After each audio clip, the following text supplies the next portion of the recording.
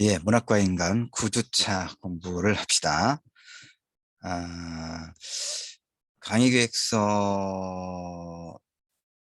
이제 어, 맨 처음에 강의계획서를 에, 주차별 그 세부 계획을 강의 계획을 만들어서 강의계획서를 올려둔 것을 여러분들은 이제 아마 보거나 또 출력해서 가지고 있겠죠. 그리고 내가 일주 1차 시 OT에서도 이제 상세하게 강의계획서를 파일을 열어서 설명을 했습니다. 그런데 이제 1주부터 15주차까지 주차별 세부 강의 계획을 거의 그대로 합니다. 하는데 한두 개는 이제 순서를 좀 그 어떤 흐름에 맞게 순서를 좀 바꾼다거나 그 다음에 9주차 수업의 경우에는 제일 처음에 강의 계획에서는 8주차에 그 여러분이 중간 시험 대체 과제를 내고 또 과제물을 그 전에 내게 되니까 그 과제물에 대해서 그다음에 하여튼 시험을 대체하거나 또 과제물 냈던 것에 대해서 피드백을 해주는 것으로 내가 해놨는데 그건 이제 공개적으로 하게 되는 것이라서 내가 그것은 9주차의 경우에는 하여튼 그 피드백은 시간 나는 대로 우리 E클래스 우리 분반의 수업 자료실에 여러분이 이제 수업을 과제물을 이렇게 제출해 놓은 걸 내가 확인해 가면서 개별적으로 간략하게 피드백을 주려고 해요. 그렇게 할 겁니다. 그래서 9주차는 이제 이 수업을 하기로 했다. 지금 이렇게 설명을 하고 있는 겁니다. 애초에 그 강의 계획서에서 9주차는 피드백하는 걸로 해놨는데 이제 피드백은 개별적으로 이렇게 하고 수업 자료는 9주차의 경우에는 다문화 이주해성의 문제를 다루고 있는 문학 작품을 함께 읽어보는 것으로 그렇게 정했습니다. 이것도 이제 내가 쓴 그 논문입니다.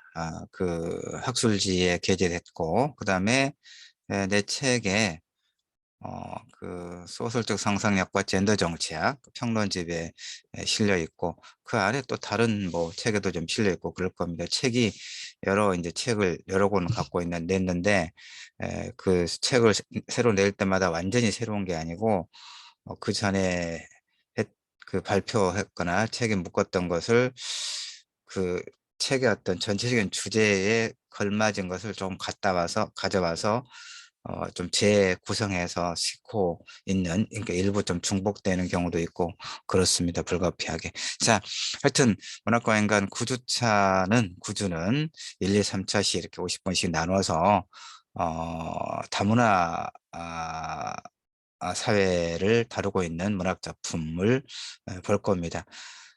그래서 제목은 이제 감정자본주의와 유목적 비주체로서 여성 이렇게 학술 논문 제목이라서 조금 어려운 것 같이 보이죠. 근데 내용은 뭐 그렇게 어렵지 않습니다. 또. 자, 우선 이게 한 4장 정도 돼 있는데 하여튼 봅시다. 다문화 폭력의 구조. 이제 소제목이란 말이에요. 1장이 다문화 폭력의 구조. 다문화 다문화 사회, 다문화 가족 이런 그 이야기는 이제 여러분도 그렇게 그 낯설지 않죠. 그러니까 보면 좀 자료 보면서 이제 설명을 하죠. 이 한국 내에서 이루어지고 있는 국제 결혼, 이게 이제 참 한국 내에서 이루어지고 있는 국제 결혼의 모습이 그러니까 이제 소위 뭐 3D 업종, 그 노동, 그다음에 또 농촌에서의 그 노동력, 그다음에 이제 이런 뭐 3D 업종이 뭐 그 하여튼 뭐 힘들고 그런 이제 건설 현장이라든가 그 여러 이제 구조적으로 그 어떤 육체적인 노동 중심이고, 그다음에 그 작업장의 환경이 그 썩 그렇게 좋지는 않은 뭐 그런 노동 환경에 있는 일들을 말하죠. 그러니까 우리 광주 지역의 하남공단에도 보면 굉장히 많은 그 작은 그 소규모의, 이제 보통 우리가 통틀어서 중소기업이라고 합니다만, 어쨌든 아주 작은 그 기업들, 생산 공장들이 많이 있죠. 대부분은, 그러니까 이주 노동자들이 아니면, 이주 노동자라기보다는 외국인 노동자라고 해야 되겠죠. 외국인 노동자들의 노동력이 아니면 그 하남 산단이 돌아가지를 않는다는 이야기를 들었어요. 내가 이제 아는 사람도 그쪽에서 이제 일을 하는 뭐 관리직인데, 그리고 뭐 농촌의 일선도 그렇고, 그러니까 한국의 그 어떤 생산의 생산이라든가 뭐 건설이라든가 그리고 이제 농어촌 뭐 이런 소위 기본적인 어떤 그 산업의 노동력으로서는 이주 노동자들이 굉장히 중요한 역할을 하고 있죠. 어, 그런데 국제 결혼이라고 하는, 그러니까 국제 결혼을 통해서 소위 이제 한국 사회에 편입된 외국인 여성들, 그리고 그렇게 이제 결혼을 해서 아이를 낳고 이루어진 가족을 우리가 보통 다문화 가족이라고 이야기하죠. 어, 그럼 이 국제 결혼의 모습은 어느 거나 뭐 그렇긴 하지만 긍정적인 면과 부정적인 면이 그 뚜렷하죠. 긍정적인 면이라고 하면 뭐가 있겠습니까? 사실 나로서는 긍정적인 면은 솔직히 에, 찾기 어려워요. 일단 그 한국의 남성들 도시의 주변부, 그리고 뭐 농어촌 지역에서 살아가는 한국의 남성들, 대체로 이제 나이를 좀 먹고 그다음에 경제적으로 좀 취약하고 어, 이런 사람들이 결혼하려고 할 때 소위 결혼 시장에서 이제 소위 한국의 그 젊은 여성들을 결혼의 상대로 찾기가 현실적으로 매우 어렵다는 것이죠. 매우 어렵다. 음, 예전 같으면은 이제 뭐 그런 결혼들이 있었지만 이제 한국의 그 여성들이 남성과 이를테면 교육을 받을 수 있는 어떤 권리라고 하는 측면에서는 아무런 제약이 없잖아요, 일단은. 그리고 공부도 열심히 하고 이제 성과도 많이 내고 그런 젊은 여성들이 농어촌이라든가 도시 변두리 지역에서 살아가는 나이 들고 사회 경제적으로 취약한 그런 남성들과 평생을 살아간다는 것은 현실적으로 생각하기 어려운 그런 문제죠. 그래서 근데 이제 그런 남성들이 한국 여성과 결혼을 하지 못한다는 그런 어떤 현실에서 이제 외국인 여성들과 결혼을 한다. 뭐 그런 뭐 어쨌든 그런 것은 일정하게 뭐 긍정적이라고 볼 수 있겠네요. 가정을 이루고 어 아무래도 이제 그 배우자를 만나서 가정을 이루고 아이들을 낳고 이렇게 행복하게 살아간다면 그 개인에게도 그렇고 사회 전체적인 어떤 안정이라든가 또 이제 생산 그 노동 인구의 어떤 확충이라든가 워낙 우리 출산율이 워낙 낮고 그러기 때문에 그런 점에서 본다면 긍정적으로 볼 수 있겠죠. 그러나 이제 우리가 지금 9주차에 이야기하려고 하는 이 수업 자료, 내가 쓴 글, 내가 공부한 바에 의하면 좀 부정적인 게 너무 많아요. 그러니까 국제 결혼은 대체로 어 거의 그 대다수의 경우가 아까 내가 이야기했던 한국의 남성, 그 도시 주변부 농어촌 지역에서 살아가는 남성들, 한국의 남성들, 나이 든 남성들, 사회 경제적으로 위치가 좀 열악한 그런 남성들과, 그다음에 인제 한국보다는 경제적으로 조금 뭐 소득이 좀 낮은 지역에, 그러니까 대체로 동남아시아 지역의 국가의 젊은 여성들과 이렇게 결혼을 하게 되잖아요, 결혼 시장에서. 그러다 보니까 그렇게 해서 발생하는 이제 문제가, 초기에는 어떤 문제가 많이 있었습니까? 매매혼적인 성격이 굉장히 강했죠. 어 뭐 그 외국인 여성들과의 결혼을 추진하는 업체들 광고를 보면 뭐 1,000,000원 정도의 비용이면 뭐 동남아시아, 또 그다음에 이제 저기 중국도 그렇고, 특히 이제 조선족이라고 불리는, 예전에 이제 우리 동포였지만 이제 중국 지역에 살고 있는 그 소위 조선족이라든가 이런 이제 여성들과 이제 결혼을 이렇게 매칭하는 데 있어서 한 1,000,000원 정도의 비용이 든다. 그러니까 한국 남성 입장에서는 그 돈을 들이고 그 20대 초중반의 그 젊은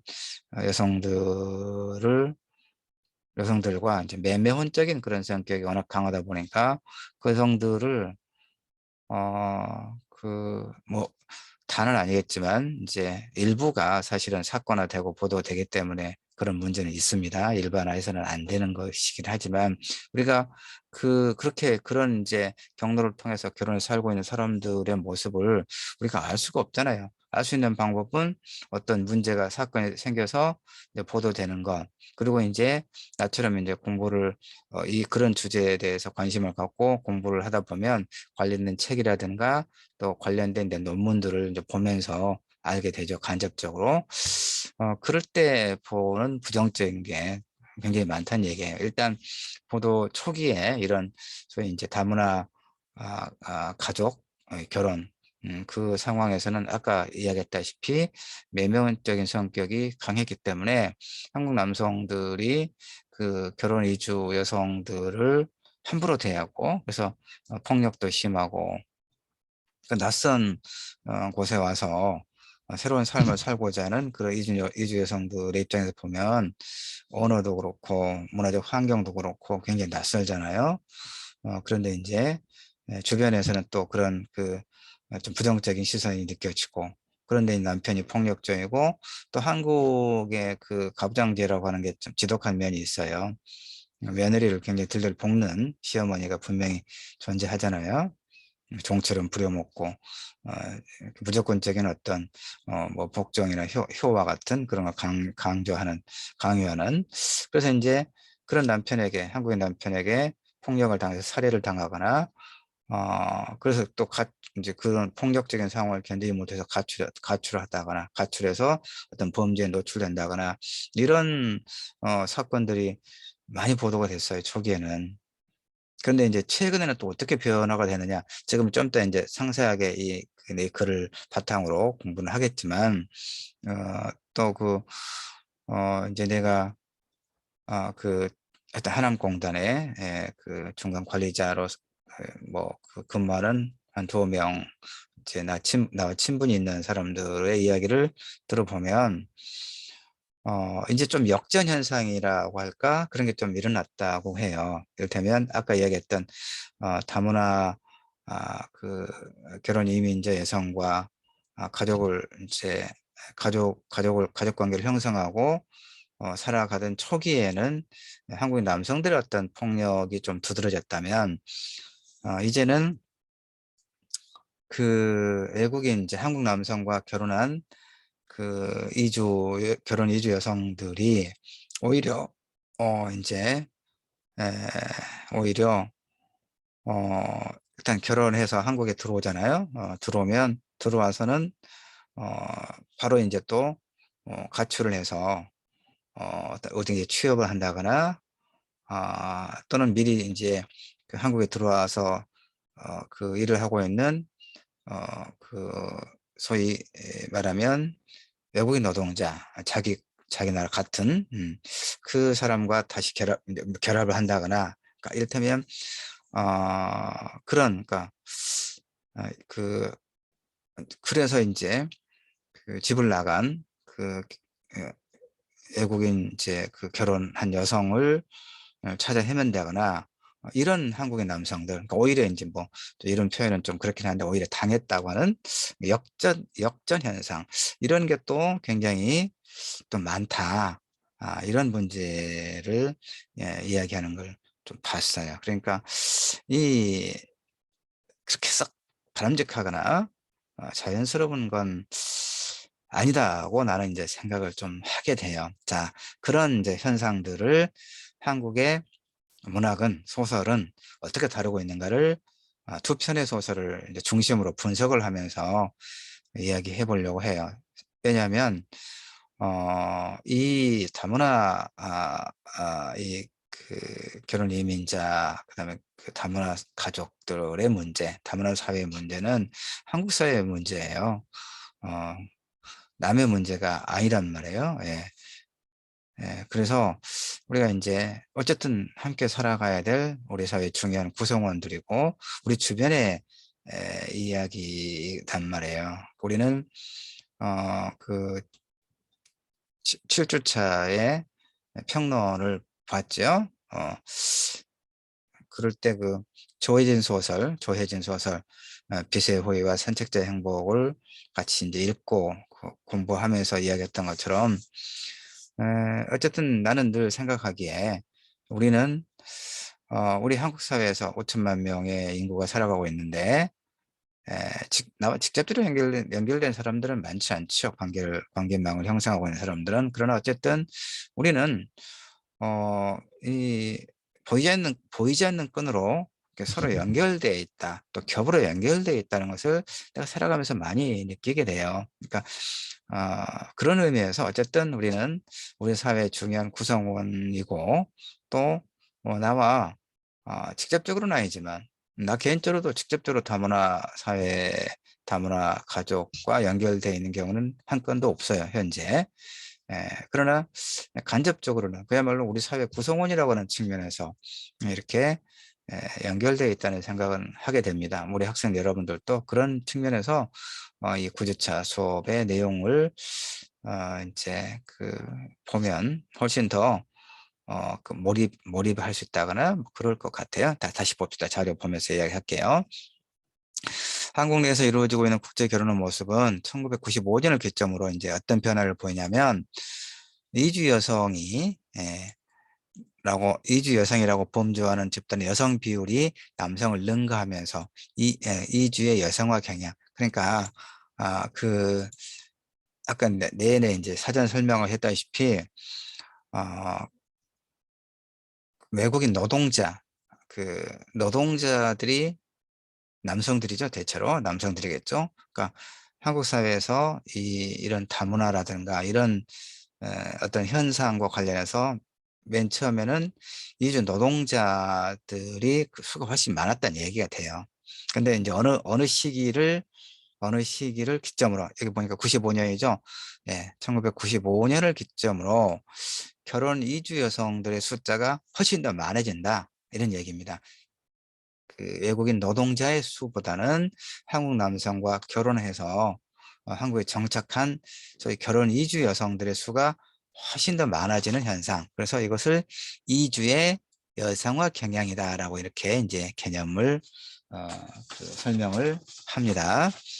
이제 그래서 인제 학자들은 지구화로 인한, 뭐 지구화, 세계화, 지구화도 옛날 개념이 돼 버렸어요. 지구화, 뭐 이렇게 국경을 넘어서 이미 하나의 어떤 그 사회가 됐다 이런 의미가 되겠죠. 뭐 기저 그다음에 세계화, 국제화, 세계화 그렇게 나아가는데 지구어로이는 이주 현상의 한 맥락이자 이주의 여성화 현상, 이주의 여성화 현상 이해됐죠? 예. 자, 외국인 이주민이 날로 증가하고 있는 이런 현실에 비춰볼 때, 다문화 사회 구성원 문제 역시 우리 사회의 주요한 현안이 돼요. 그래서 기억의 표상인 문학의 중요한 대상이 되는 거예요. 음, 그래서, 우리 사회, 이 이제 다문화 사회의 문제를 다룬 문학이 시는 짧을수록 짧으니까, 그런 내용들을 다 담아내기는 어려울 거란 말이에요. 그 소설에서, 이렇게, 소설에서. 여기 보면 내가 이제, 이 논문을 쓸 때가 좀 됐을 거예요. 좀 됐는데, 언제인지는 지금 잘 모르겠는데, 좀 됐는데, 10년 좀 지났나? 그러면 2010년 정도, 아마 그 정도에 발표한 글 같은데, 그때 이제 내가 소위 다문화 현상을 다룬 문학 작품, 특히 소설이 어떤 작품들이 있는가를 내가 찾아봐야 되잖아요. 그래서 찾아봤더니 어떤 현상이 있냐면 여기까지 한번 볼까요? 뭐 이렇게 되네. 자, 보니까 여기서부터 보니까 여기요. 여기까지 보면 박범신의 나마스테 2005년, 김재영의 코끼리 2005년, 아홉 개의 푸른 소냐 2005년, 여자의 발사 2005년, 잘 가라 서커스 2005년. 뭐가 좀 여러분 겹칩니까? 2000년대 중반, 2005년에 굉장히 쏟아졌다 할 정도로 다문화 현상을 다룬 소설들이 2005년에 집중되고 있음을 알 수 있죠. 남았을 때 코끼리, 아홉 개 푸른 소냐 장편 소설들인데 장편과 단편을 합해서 그렇습니다. 여자의 발사, 잘 가라 서커스, 이무기 사냥꾼, 유랑 가족, 가리봉 연가 2005년도. 그다음에 이제 김정배 거대한 뿌리 2006년, 이혜경의 물 한 모금 2006년, 우리들 한글나라 2007년, 새끼와 수프 2008년, 완득이 여러분 잘 알고 완득이 영화로도 만들어졌죠. 2008년, 송은일의 사랑한 것도 2008년, 가리봉 양꼬치 2009년, 2009년, 2009년, 2009년, 2010년, 그러니까 2005년부터 시작을 하죠. 보니까 2005년부터 본격적으로 다문화 소설이라고 할 만한 게 쏟아져 나오고, 그로부터 이제 2010년까지 계속해서 발표가 됩니다. 그러니까 내가 2010년 정도에 이제 그 자료들을 찾아보고 이 글을 썼겠죠. 그 이후에도 아마 이런 소위 다문화 현상을 다룬 소설들이 나왔을 거예요. 근데 이때처럼 많이 나온 건 아니단 말이에요. 그럼 왜 이 시기에 이렇게 굉장히 많이 나온 거예요. 한 해에 이렇게 굉장히 많이 나왔잖아요. 2005년만 하더라도 내가 지금 찾은 것만 해도 그렇거든요. 그러니까 이런 작품들이 한국 사회 주변인 소수자로 존재하는 외국인 이주자들의 삶의 양상을 그려낸 작품들이죠. 이들 작품들 대부분이 이렇게 2000년대 중반부터 발표되었다는 것은 뭘 의미하느냐? 바로 이 시기를 즈음해서 우리가 실질적으로 다문화 사회로 서서히 진입해 들어가면서 이주 노동자, 이주 결혼 여성, 미등록 체류 노동자, 탈북자 등 이민자 가정의 형성이라고 하는 소위 사회적 변동 현상이 문학을 창작하고 있는 작가들 작품 세계에도 영향을 끼치게 됐다 이런 얘기입니다. 일정하게 반영하는 거죠. 이주 결혼 이주 여성들의 문제가 이제 언론을 통해서 보도되기 시작하고, 그래서 그 문제를 심각하게 우리 사회의 하나의 어떤 문제로 작가들이 의식하게 되는 거예요. 그래서 이렇게 다 취재를 해서 그걸 기반으로 소설을 발표했던 게 2005년에 이제 아주 집중되고 그 이후에도 이렇게 계속해서 나왔다 이런 얘기입니다. 그 다음에 한 가지 어떤 개념이라고 하는 게 개념이라고 하는 게 상당히 중요합니다. 그래서 이민자 가정, 요 이제 내 각주로 3번 해놨는데 이것 좀 볼까요? 그러니까, 그 다문화 가정이라고 우리가 그런 말 지금 많이 하잖아요. 다문화 사회, 다문화 가정. 이제 일반적으로 그렇게 많이 합니다. 근데 장한업 선생은 이제 자신이 발표한 논문을 통해서 다문화 가정이라는 용어가 진지한 학술적 논의 없이 만들어졌고, 보통 한국인 가정은 그러면 단일 문화 가정인가? 이런 전제하에 부지불식간에 한국인 특유의 단일 의식을 강화할 위험이 있다. 알겠죠? 다문화 가정. 그러면 한국인 가정은 단일 문화 가정. 현실은 사실은 그래요. 그렇죠? 그렇긴 합니다만은 어쨌든 다문화 가정이라는 이 용어가 진전 학술적 논의 없이 만들어졌다. 그래서 장한옥 선생은 다문화 가정이라고 하지 말고 이민자 가정이라는 용어를 사용하자라고 이제 자신의 글에서 제안하고 있어요. 적어도 다문화 가정이라는 용어보다는 이민자 가정이라고 하는 용어가 좀 객관적이다. 객관적이지 않느냐. 그다음에 이제 우리가 그 흔히 5천 년의 그러니까 반만 년의 유구한 역사를 지니고 있는 단일 민족이다 이런 얘기를 많이 하죠. 그러니까 일본과의 역사 논쟁이라든가 중국도 그렇고 중국과 그 동북 공정이라고 하는 역사 왜곡이라든가 이런 것에 맞서서 우리가 그러니까 외부 세력과의 어떤 긴장이 높아질 때는 이제 특히 그런 걸 좀 많이 강조하죠. 우리 민족의 그 역사에 면면하게 끊임없이 이어져 왔던 역사. 그다음에 우리 문화의 우수성에 대한 어떤 자부심 이건 필요하죠. 일정하게는. 다만 이제 그것이 이제 그게 또 이렇게 양면이 있어요. 그러면 이제 외부 이를테면 우리가 남이가 하면 그 우리의 범주에 들지 않는 사람들, 문화권, 나라 이런 것을 경계짓는 것이 되잖아요. 배타적이 되는 이제 이런 문제가 있기 때문에 이 단일 문화, 단일 민족이라고 하는 어떤 이념적 색채도 그런 측면에서는 좀 배타적이기 때문에 그냥 이민자 가정 이렇게 하는 것이 좋겠다라고 제안을 합니다.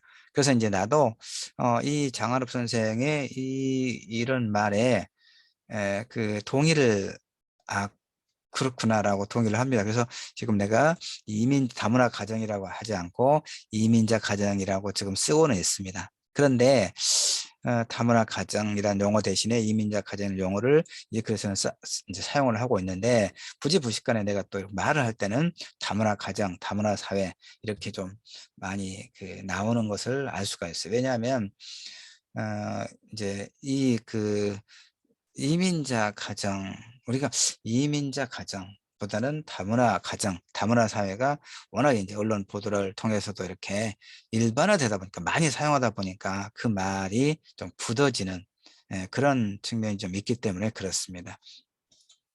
예. 그런데 이제 다문화 현상과 관련한 논의에서 가장 큰 문제가 뭐냐? 차이의 문제가 되겠죠. 차이. 그렇죠? 문화적 차이. 문화적 차이. 문화적 차이. 그런데 이제 사실 우리가 남성과 여성도 어떤 차이가 있잖아요. 생물학적인 차이가 있고, 그 다음에 또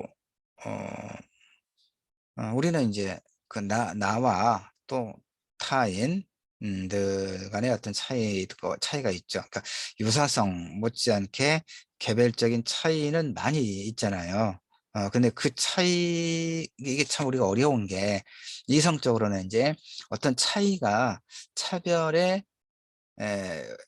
어떤 뭐 원인으로 작용해서는 안 된다라고 우리가 이야기하고 그 말은 매우 타당하게 이성적으로는 받아들여요. 그런데 문화적 관습이라든가 법 제도라든가 특히 현실에서는 그 차이가 차별을 만드는 것을 우리가 알 수 있죠.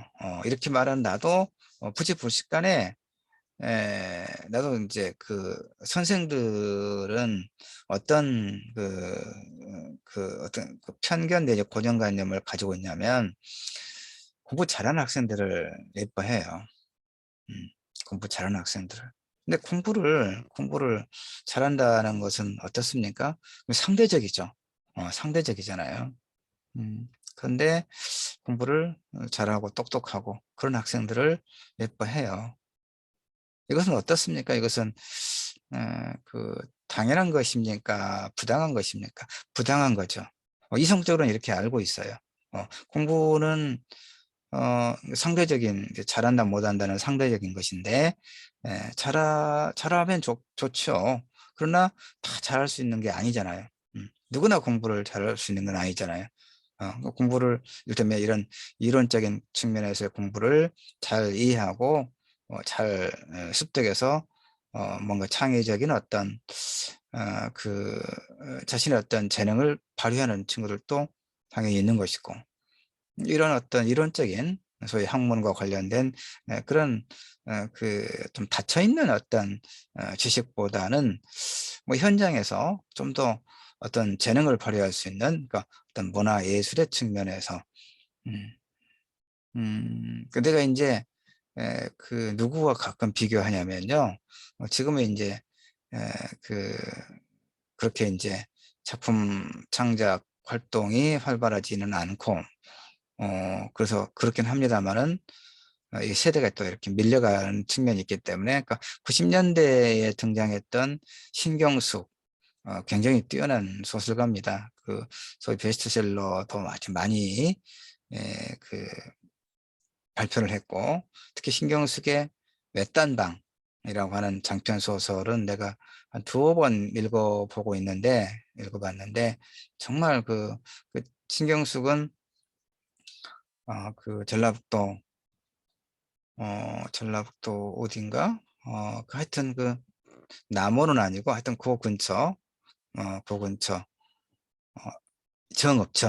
정읍이 자기 고향입니다. 그러니까 그 어려운 이제 농촌 환경에서 이제 오빠도 있고 남동생도 있고, 그래서 어, 이제 아마 중학교까지만 나오고 고등학교에 진학할 형편이 안 돼서 서울에 가죠. 영등포에 뭐 이제 산업체 특별학급, 낮에 공장에 다니고 저녁에는 이제 고등학교를 다니고 야간 학교를, 그러니까 그 산업체에서 일을 하는 조건으로 이제 아주 저렴한 학비 또는 그 학비를 거의 내지 않거나 뭐 그런 형태로 산업체 특별학급 고등학교를 다니는 그 시기의 이야기. 그러니까 그 90년대에 이제 반독재 민주화 투쟁이 벌어지고 그랬잖아요. 그 중심은 20대 학생들이었단 말이에요. 그러니까 그 학생들이 그런 반독재 민주화 시위를 하는 거리의 풍경들을 바라보는 이 신경숙을 대리하는 그 소설의 소설자, 인물.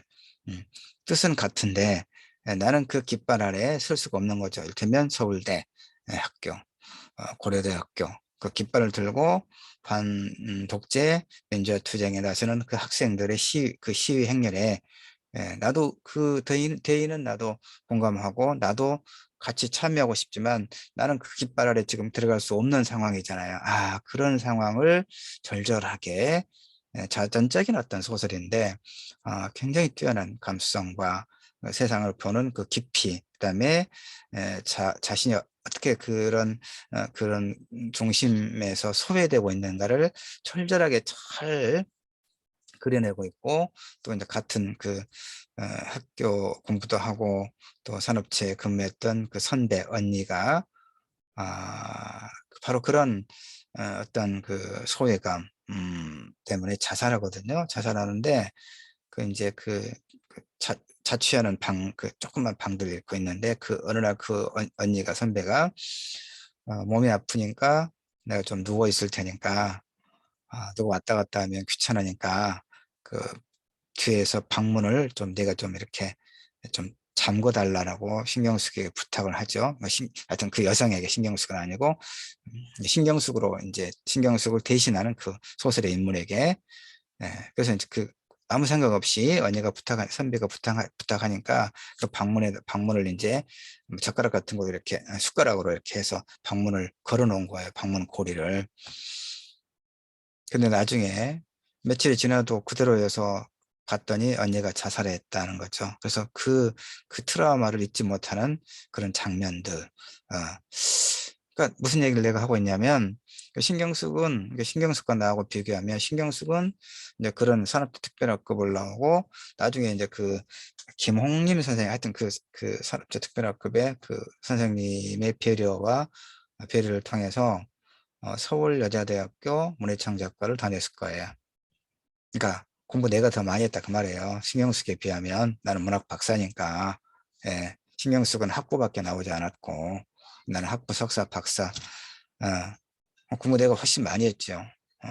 더 많이 알고 있고. 그런데 소설을 누가 더 잤습니까? 신경숙이죠. 그러니까 공부를 잘한다는 것과 공부를 많이 했다는 것과, 그러니까 아까 다시 되게 이제 나와 같은 선생들은 대부분 대체로 공부를 잘하는 학생들을 예뻐한다. 그런데 그것은 사실은 부당하다라는 얘기를 지금 내가 하고 있는 거예요. 그렇죠? 예. 근데 다시 이제 다시 차로 돌아갑시다. 여러분 그 내 이야기 흐름을 놓치지는 않고 있죠. 여러분 지금 이야기를 쭉 하다가 주변적인 이야기 하고 있지만 그것이 결국은 이 본문을 좀 더 풍부하게 이해하기 위한 그런 어떤 그 썰이죠. 예. 자, 다시 차이의 문제를 이야기하다 그렇게 됐어요. 차이. 그러니까 우리가 다 차이가 있다는 얘기예요. 그런데 그 차이가 차별의 근거가 돼서는 안 된다고 이성적으로는 알고 있고, 그럼에도 불구하고 우리는 부지불식간에 그 차이를 가지고 차별을 하더라. 그런 얘기입니다. 음. 나만 또 나도 그러는 거고, 또 나도 차별을 받죠. 어, 엄청나게 차별을 많이 받아요. 견뎌내고. 참 복잡합니다. 예. 우리 학생들도 그럴 것이고, 내가 누구에게 차별받고, 그래도 또 나는 누군가를 또 차별하기도 하고, 그런 것이죠. 음. 자, 하여튼 요 차이, 다문화 현상과 관련된 논의에서 가장 큰 문제들 중 하나가 차이의 문제. 그렇죠? 어? 왜? 그 생김새도 다르고, 생김새야 뭐 한국 사람들도 다 다르긴 하지만 동남아 이주 여성들은 또 한국의 어떤 보편적인 여성의 어떤 이미지와 좀 차이가 있잖아요. 아무래도 이제 문화가 다르고 국적이 다르니까. 그다음에 언어도 이제 또 사실 다른 거고, 언어를 비롯한 다양한 뭐 여러 가지 문화적 환경이 다르죠. 음. 그러니까 그 사람들이 한국어도 거의 모르는데, 한국에 이제 결혼을 해서 왔어요. 아저씨 같은 나이 먹은, 어쩌면 아버지 같기도 하죠. 20대 초반이고 40대 중후반이면 아버지죠. 그러니까 아버지 뻘 되는 한국인 남편이라고 이렇게 멀리서 이렇게 비행기 타고 한 6시간, 8시간, 어, 그, 오래전에 발리를 이제 여행을 한번 갔었는데, 아마 그 발리에서 서울까지 6시간, 비행기가 6시간 걸렸던 것으로 내가 기억나요. 6시간 그 좁은 비행기에 앉아 있으면 그야말로 어, 너무 지루하고 엄청나게 하여튼 힘든데, 하여튼 그렇게 6시간, 8시간 되게 동남아시아 여성들이 그 비행기 타고 한국의 남성을 신랑으로, 남편으로 해서 이제 결혼을 하러 오는 거죠. 코리안 드림을 안고. 근데 그 사람들이 한국인 남성을, 또 한국을 어떻게 압니까? 드라마를 통해서. 소위 한류 드라마, 그다음에 한류 스타들, 예, 잘생기고 자상하고 돈도 많고, 한국은 아주 경제적으로 여유 있는 그런 풍요로운, 드라마는 그런 것만 보여주고 있잖아요. 음. 그런 겁니다. 다.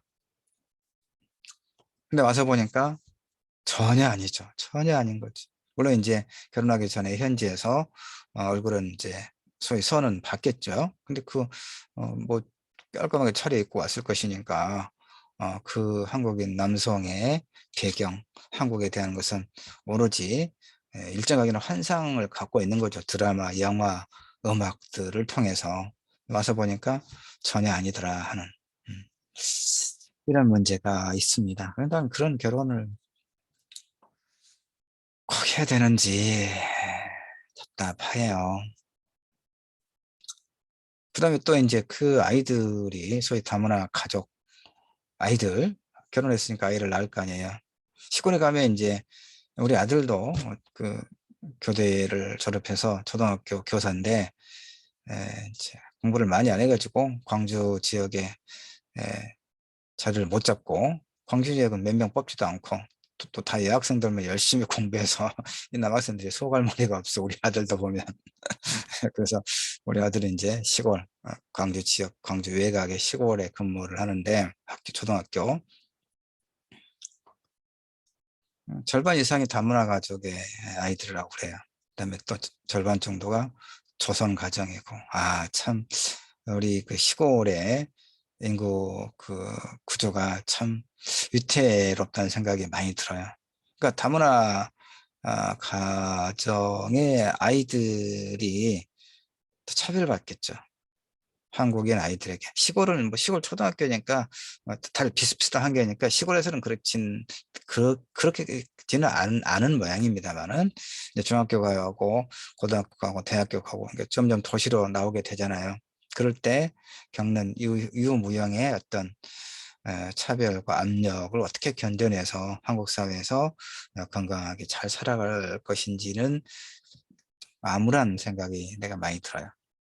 보통 문제가 아닙니다. 이 문제가 사실은 자기 좋다고 결혼해서 그까지는 좋을지 모르겠는데, 아이를 낳고 아이가 성장하고 아이를 교육해야 하고 뒷바라지하고 아이가 또 사회에 나와서 무수한 어떤 경쟁을 통해서 자신의 위치를 이제 어떤 확보해 나가는 그런 지난한 삶이, 그러니까 한국 사람들이 미국이라든가 이런 사회에 정착해서 자리를 잡아나가는 그런 것보다도 그런 과정, 그 험난한 과정들, 예, 생각하면, 자, 다시 자료 들어가 봅시다. 여기서 이제 차이의 문제 이야기했고요. 그 다음에 이제 이런 얘기를 하고 싶어요. 그 개인의 정체성은 복수적이고 변하는 것. 그렇죠. 그 개인의 정체성이라고 하는 것은 복수적이고 변화하는 겁니다. 그러니까 누군가를 함부로 단정해서는 안 된다. 이런 얘기를 내가 할 수 있죠. 그런데 우리는 말은 이렇게 하고 이성적으로는 이해하면서도 외국인 이주민의 차별적 특징과 그들을 바라보는 우리의 고정된 시선이 그들에 대한 차별과 배제를 불러오고 있다고 우리는 이제 흔히 생각해요. 이건 사실은 맞긴 맞아요. 근데 사실은 이제 그 우리가 왜 그 전에 예멘 난민인가 그 제주도에 한 500명 정도 이렇게 들어왔잖아요. 그래서 이제 망명 신청을 했는데 그들을 수용할 것인가, 우리 사회에 또 그 어떤 여론의 분열이 일어났죠. 실제로는 몇 명밖에 그 망명을 허용하지는 않았고 이제 임시로 체류하도록 아마 그렇게 됐을 겁니다.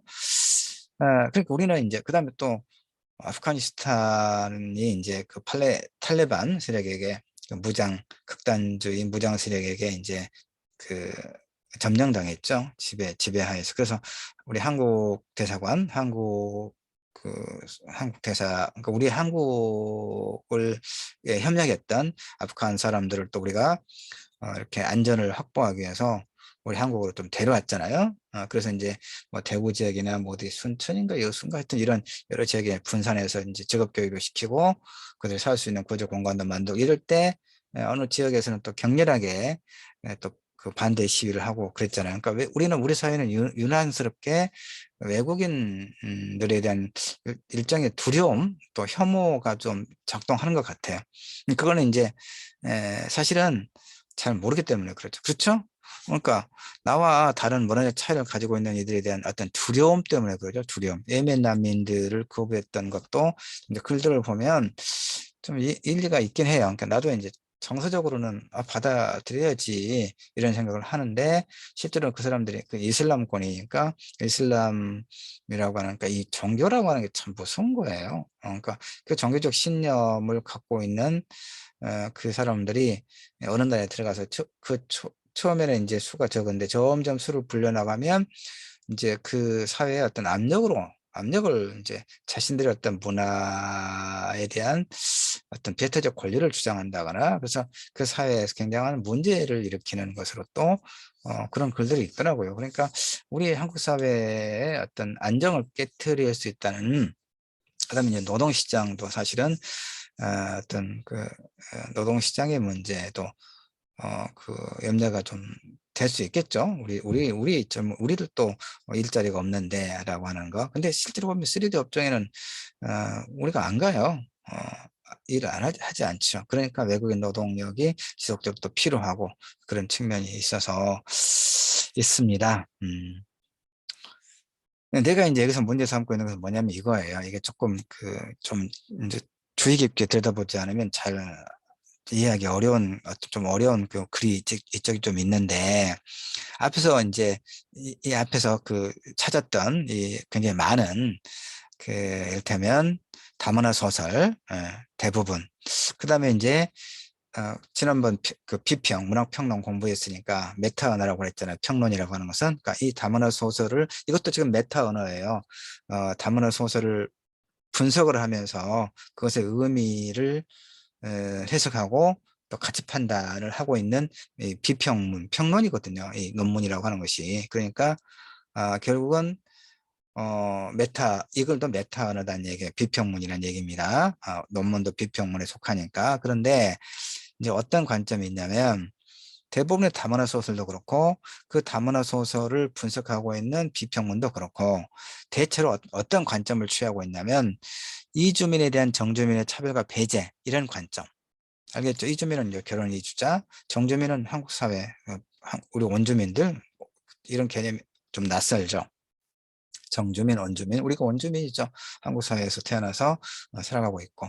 자, 하여튼 그러니까 다문화 현상을 다루고 있는 소위 다문화 소설 대부분이, 그리고 그 텍스트를 분석하고 있는 메타 언어인 비평문들 대부분이 어떤 관점을 취하고 있냐면 이주민에 대한 정주민의 차별과 배제 이런 관점을 취하고 있어요. 그러니까 대부분의 다문화 소설들이 아까 내가 이야기했던 것처럼 팔리듯이 이루어진 국제 결혼, 기대에 못 미치는 결혼 생활과 빈곤을 견디지 못하고 가출하고, 빈곤뿐만 아니라 남편과 시댁의 폭력을 말하는 폭력도 같이 포함되는 거죠.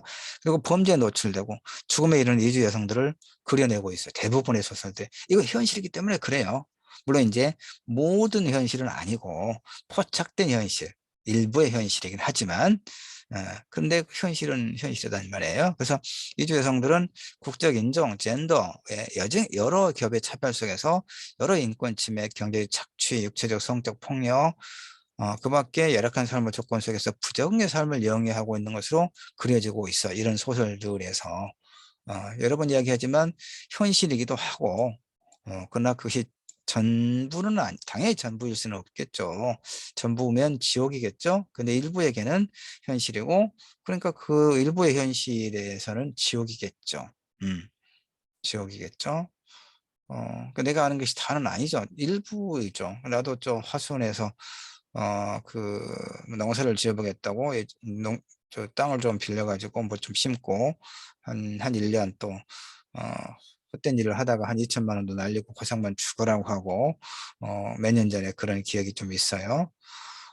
그때 보니까 그 젊은 이제 농민인데 대체로 젊은 농민인데 그 아내가 또 이제 이렇게 결혼 이주 여성이더라고요. 근데 시골에 가니까 그 농공단지라고 이렇게 이제 그 농촌 지역에 하여튼 공업 단지까지는 아니고 하여튼 조그만한 그런 뭐 뭘 생산하는지는 모르겠지만 그런 농공단지라고 있더라고요. 그러니까 무슨 얘기냐면 그 농부의 아내가 결혼 이주 여성인데 낮에는 그 농공단지에 가서 일을 하고 그러더라고요. 그러니까 뭐 그러니까 내 말은 이제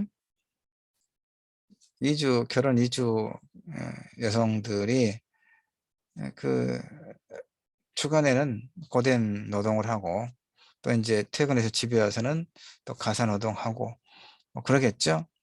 그런 게 좀 안타까운 생각이 들었어요. 결혼했으면 좀, 예. 그래서 그래서 나는 이제 그래서 지금 어떤 문제의식을 갖고 있냐면 이런 게 일부의 현실이긴 한데 이것만을 드러내서는 다문화 이 결혼 이주 여성들의 삶의 문제를 제대로 짚어낼 수는 없다. 그 문제들을 극복할 수 있는 어떤 문제까지 제시하지는 못하고 있다. 뭐 이런 얘기를 지금 내가 하고 있어요. 그래서 결국은 여기까지만 하고 싶은데 이런 그 어떤 편견이, 그러니까 하여튼 우리는 지금 구주차죠. 구주차 공부를 통해서 학생들이 자신이 속해 있지 않은 다른 문화에 대한 편견을 줄이고 다양한 문화를 올바로 이해하도록, 음, 바로 이제 이런 거죠. 내가 이 구주차의 이 수업 자료를 가지고 우리 학생 여러분과 문학과 인간에서 공부하는 주된 목적은 바로 이런 측면에서 여러분과 함께 생각해 볼 수 있기를 바라는 것, 그런 어떤 취지다라고 이해를 하시면 되겠습니다. 일단 1차 시는 여기까지 하고 이어서 이제 지금 2페이지 지났습니다. 이제 50분 동안 그 사전에 설명할 게 많아서 이렇게 했고, 이제 2차 시, 3차 시는 이제 직접적으로 이제 두 편의 소설을 분석을 하면서 이야기를 나눠보도록 할게요. 어, 예, 여기까지 하겠습니다. 고맙습니다.